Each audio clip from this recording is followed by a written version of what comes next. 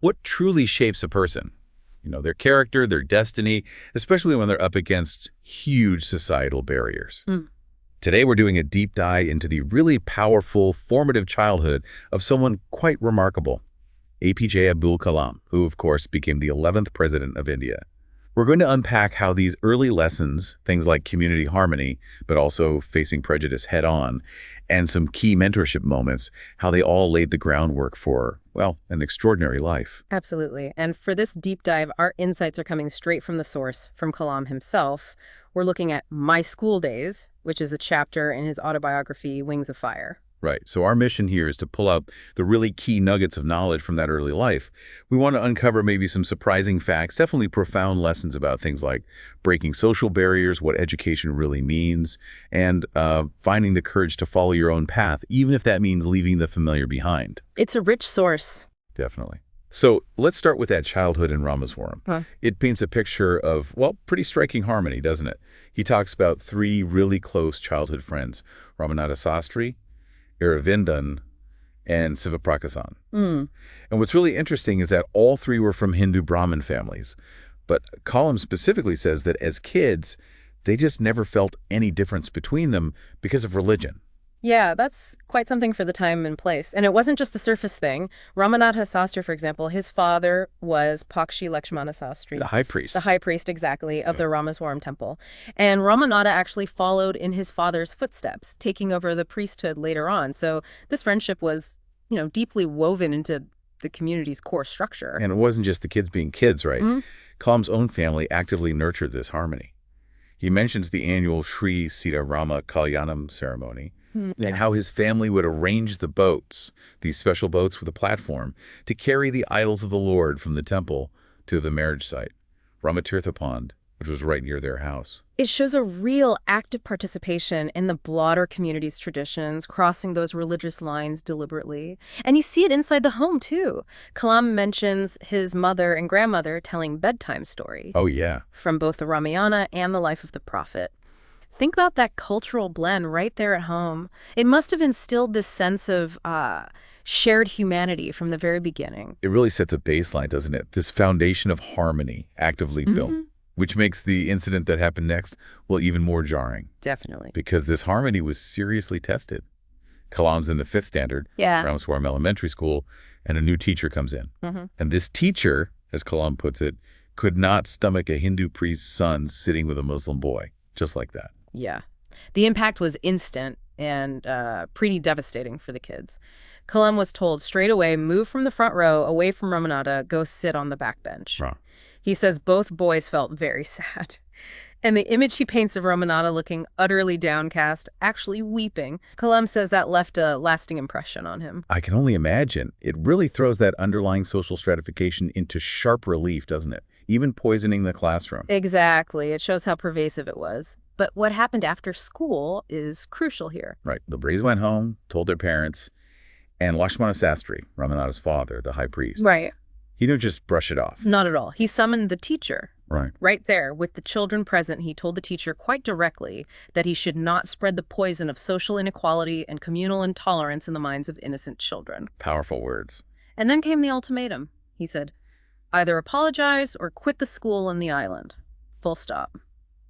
That's incredible leadership. What's the takeaway there, do you think, when facing that kind of prejudice? I think it shows that strong, principled action from community leaders can make a huge difference.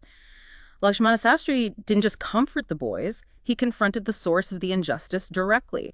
And Kalam notes the outcome, the teacher actually regretted it, was reformed by this strong sense of conviction. This is huge, especially given Kalam's description of Ramaswaram society overall being highly stratified and very rigid about segregation. So Sastry's actions were a direct challenge to that prevailing norm. A very brave and effective one, it seems. Okay, so even within that rigid structure, Kalam found another key figure, right? His science teacher, Sivasubramania Iyer. Yes, another fascinating character. Iyer was also a Brahmin, and Kalam mentions his wife was very conservative. Right. Yet Iyer himself was something of a rebel. He actively tried to break social barriers. And he really invested in Kalam personally, didn't he? Oh, absolutely. Kalam says he used to spend hours with him. He told Kalam, Kalam, I want you to develop so that you are on par with the highly educated people of the big cities.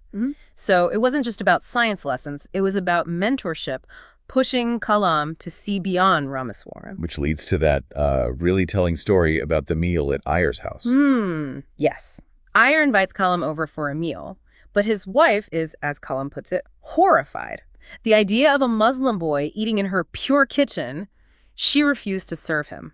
Cord, how did Ayer handle that? Brilliantly, I think. He didn't make a scene, he wasn't perturbed, didn't get angry with his wife.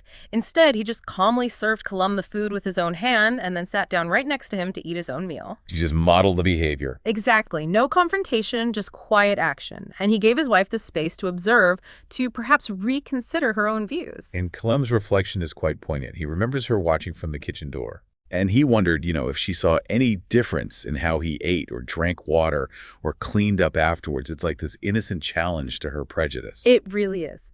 But the story doesn't stop there. No. Ayer invites Kalam back for dinner the very next weekend. Kalam hesitates, understandably. Yeah, I would too. But Ayer tells him, basically, don't get upset.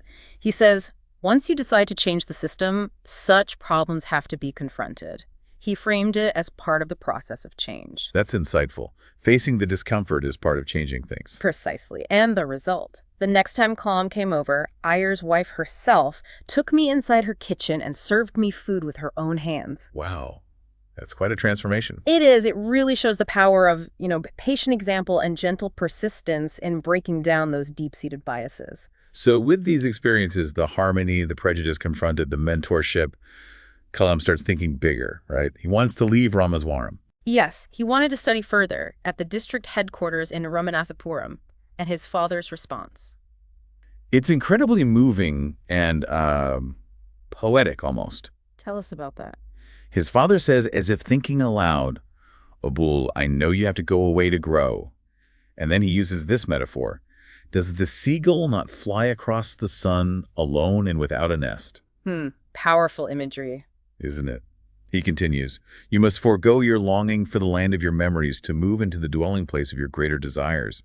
Our love will not bind you, nor will our needs hold you. Just, wow, that level of understanding and letting go. That's profound support. And the actual farewell. Equally touching. His father takes Kalam and his brothers to the mosque for prayers. Then at the station, he says to Kalam, this island may be housing your body, but not your soul. Goodness. Your soul dwells in the house of tomorrow, which none of us at Ramaswaram can vivid, not even in our dreams. May God bless you, my child. It's like commissioning him for his future journey. What a send-off. And he had some practical help too, right? He did. He wasn't just sent off alone. Sam Sadon and Ahmed Jalaluddin, who were also important figures in his early life, traveled with him to Ramanathapuram. They helped get him enrolled in Schwartz High School and sorted out his boarding. Crucial support at a big moment. Okay, so he gets to Ramanathapuram. New place, bigger town, thriving, factious, about 50,000 people, Kalam says. But it wasn't Ramaswaram. No, he felt the difference immediately. He notes it lacked the coherence and harmony of his hometown. And he definitely felt homesick. Yeah, he admits he missed my home and grabbed every opportunity to visit Ramaswaram. You can feel that pullback. Absolutely. And it wasn't just abstract homesickness. He pinpoints something very specific he missed. The pulley. The sweet his mother made. Exactly. The attraction of pulas. And get this, he says she made 12 distinctly different kinds. 12. Okay, now I understand the homesickness a bit better. That's some serious home cooking to miss. It really paints a picture of the warmth and the richness he left behind. But despite that pull, despite the delicious pulim, He stuck it out. How did he push through that? he says it was sheer determination, fueled by his father's hopes. He knew his father had invested great hopes in him, visualizing him becoming a collector. Kalam felt it was his duty to realize my father's dream. So that sense of purpose, that responsibility, helped him overcome the homesickness and adapt. It really connects back to his father's earlier words about, positive thinking, controlling your thoughts to shape your destiny. It does indeed, and the irony, as Kalam himself notes, is that his destiny didn't lead him back home. It swept me farther away from the home of my childhood. Yeah, farther away towards becoming a renowned scientist, engineer, receiving the Bharat Ratna, and ultimately President of India, someone deeply loved, especially by young people. A remarkable trajectory, truly rooted in those early Ramaswaram experiences. So wrapping this up, We've journeyed through Kalam's early years. We've seen how these deep friendships, the incredible courage of community leaders like Lakshmana Sastry, and that transformative mentorship from Siva Subramania Iyer, how they all taught in such vital lessons. Lessons about harmony, yes, but also about standing up to injustice and about relentlessly pursuing knowledge and growth. And if you think about it, these stories, these specific moments from his childhood, they almost provide a kind of blueprint, don't they, for how to navigate a diverse world, how to face challenges, both personal and societal. And how to stay true to your own aspirations, even when everything familiar is pulling you back. Which brings us back to his father's words, perhaps the most resonant echo from this deep dive. Your soul dwells in the house of tomorrow, which none of us at Ramswaram can visit, not even in our dreams. It's such a powerful thought. And it leaves us and you listening with a question, I think. What is that house of tomorrow that your soul is reaching for? And maybe what familiar comforts, what expectations your own or society's might you need to bravely leave behind to actually get there, to reach those greater desires?